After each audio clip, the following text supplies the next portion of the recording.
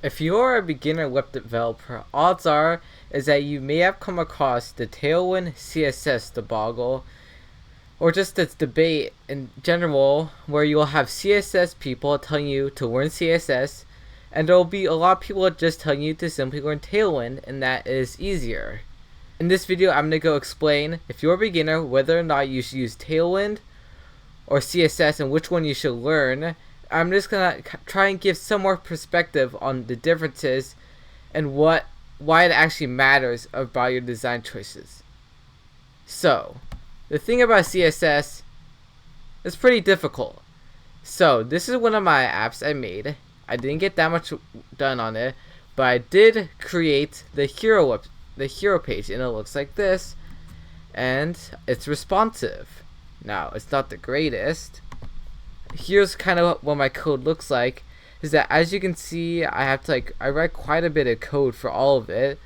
I write all these classes, and it's quite a bit of stuff, honestly. You get all this clamps and stuff, and the thing about when I write CSS is I want to avoid using media queries, because I feel like it's just so much more work to constantly write media queries. And the thing about them is that you'll never feel happy about them. You'll keep on wanting to write more, or you don't know where to put them, so then you keep on feeling like something breaks. So I just didn't want to do that, so instead I would use some stuff like clamp. And the same goes here for how I did this like row of items. I used a flex box. I gave them all a flex basis and made them wrap.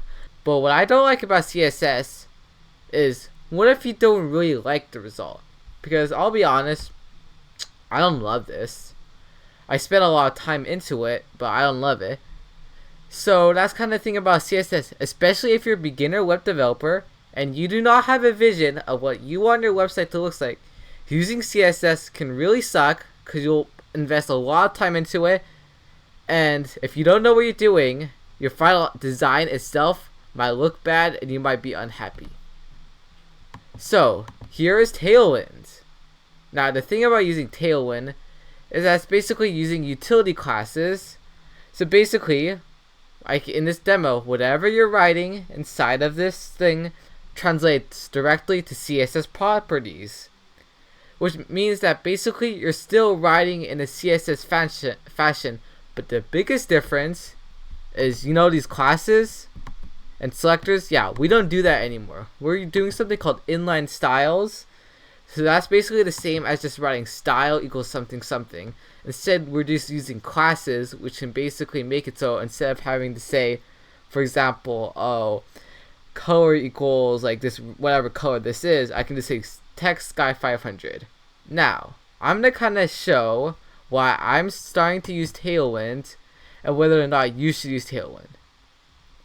So first of all, this is me writing stuff, a bunch of CSS, and you can see I have quite a bit of inline styles. And now this might be when the CSS purist joins the argument and says, see, this person, he is sinning right now. He's writing all these inline styles. This is horrible. What if you want to reuse it? So if you're using vanilla HTML, then it does become a pretty valid argument to use a class. Especially, it makes it a lot easier, so if you change the class, it changes everything. So that's something to keep in mind. But the huge difference I found about using Tailwind, it made my life a lot easier. The big thing is writing responsive typography, padding, margins is a huge pain. For my other project, I was using clamp, which is a little complicated if you look at it, but the thing is, you don't really know what you're doing that much. You're kind of just choosing values and hoping for the best when you're doing this, and that doesn't change when you use media queries, but Tailwind already comes with all of these built-in ones. It's very easy. If I want to make it so it only works for small or above, I just have to SM:, so I don't have to do a completely different file, set up a media query for each of these breakpoints. It makes my life very easy. And if you look at it, it really isn't that much markup, because you can kind of group these together. You could just like write, oh, 3XL, 4XL, 5XL, 6XL. This is my final result. And I'm pretty happy with it because I end up using only Tailwind and it works. And in case you're wondering, all this is me working on my JavaScript framework, Subatomic.js. If you're interested in that, I'll put the repo in the description. So yeah, you just got sponsored. I mean, this video just got sponsored. So that is basically the key point about Tailwind. It's a lot easier to just simply write this responsive stuff. And at the same time, these keywords, it makes it very easy to just write code. If you want text for Excel, it's very concise. And the developers at Tailwind have already chosen these values. They kind of know what's up. They kind of know all these design rules of all these proportions to make sure that this works well. Okay, so now if you're a beginner and you're learning web development, you just started learning HTML, you know you need to step up your game. You need to think whether or not you need to learn CSS or Tailwind. I'll tell you this. You should probably learn CSS.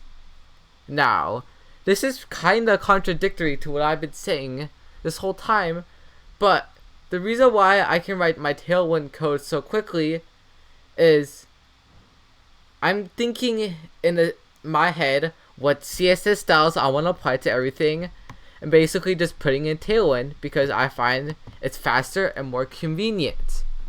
So if you do not understand CSS, you will be thinking of these classes in a completely different way. You will be thinking of these styles not as a way of CSS, you will be kind of just thinking them as weird properties.